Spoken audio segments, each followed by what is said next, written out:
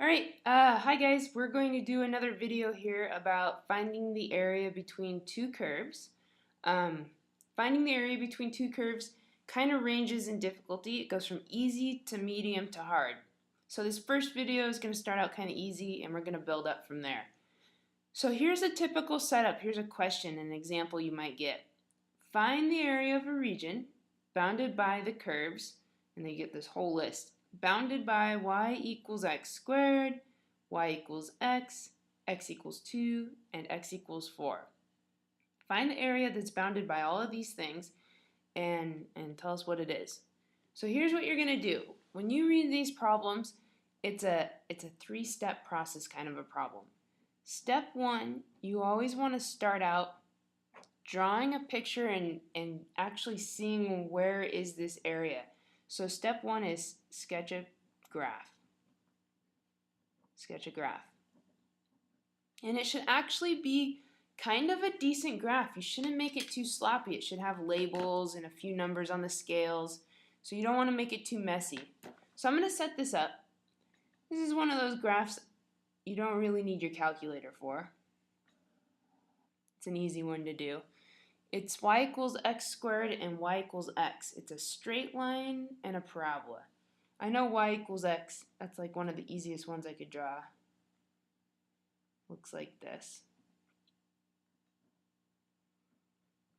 And I also know I'm going to have x equals 2 and 4, so I'm going to put some scales on here. Let's say here's 1, here's 2, here's 3, and here's 4. Just to kind of get us going here. I have to also draw the parabola y equals x squared. You want to be careful when you sketch this parabola. Watch what's going to happen if you were to do this on your calculator. I'm going to put the calculator up here for a second. Not that you need your calculator to draw this, but if you were to graph this on the calculator, here's your parabola, here's your line. You can't really tell what's going on in the center here. It's all kind of hard to see. It's pixelated. We're zoomed out. So you need to get close to the action. You need to zoom in and see what's really happening in this area. So I'm going to zoom in a little bit. There's my parabola. Here's my line. You can tell that the line cuts through the parabola at 0 and it looks like at 1. And then here's 2, 3, 4. So when you go to draw this, you're going to have to be really careful. The parabola looks like it crosses at 1 and 0. So I'm going to make sure to put that on my graph here. At 0 and at 1 is where the parabola crosses. So when I sketch it, it's going to look something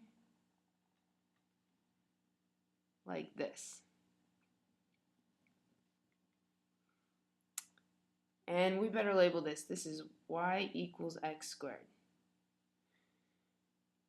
And if you notice, the other part of the information we got is we want to bound the area between these two graphs and read the rest of this here. X equals 2 and x equals 4. So here's x equals 2. That would be a straight line going vertically like this. X equals 2. And x equals 4, here's x equals 4. That would be another straight line going vertically. Now my graph was kind of hard to draw, so eventually this vertical line hits the parabola right up here somewhere. The area that gets bounded by all of these graphs is the area that gets trapped right in the center here. So this is what I'm trying to find, the area of that region. A little bit messy, but at least I got a decent sketch.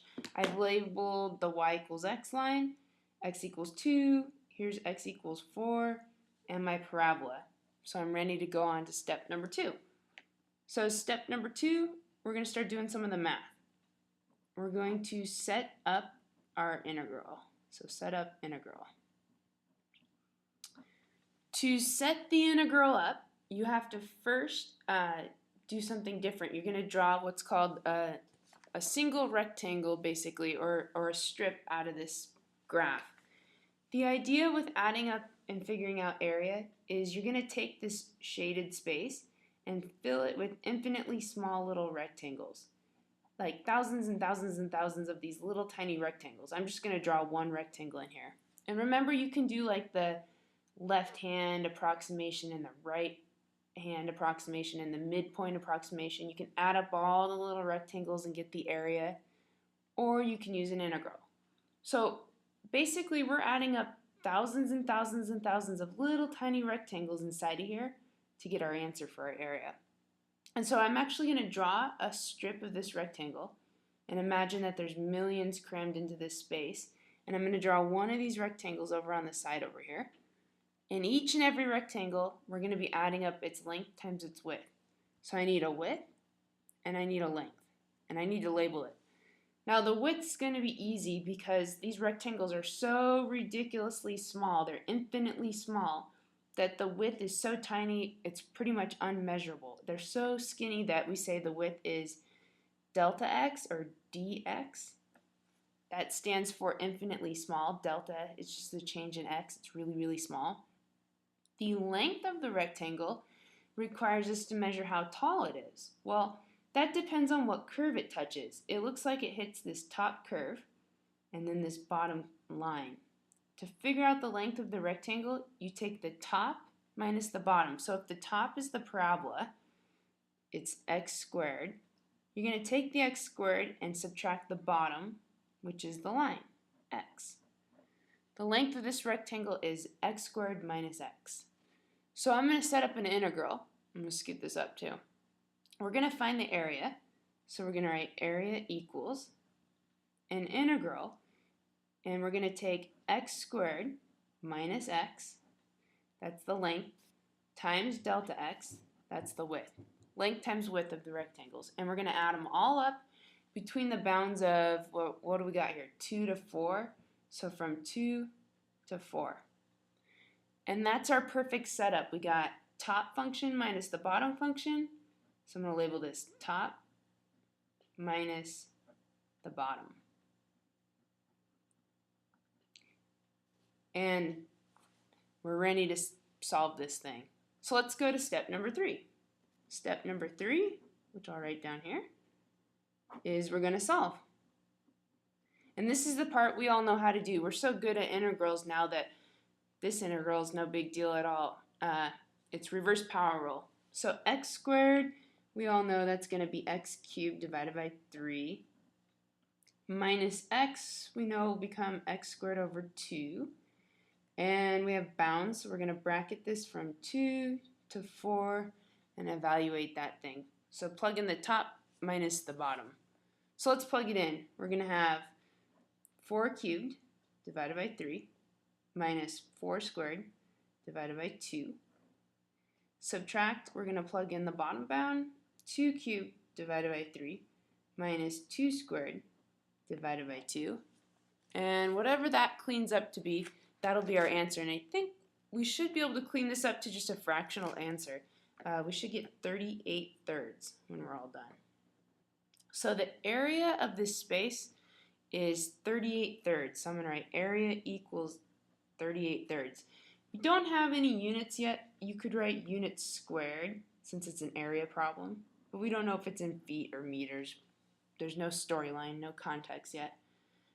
But that's the basic idea. That's how you find area between two curves. So step 1, you sketch a graph, label everything.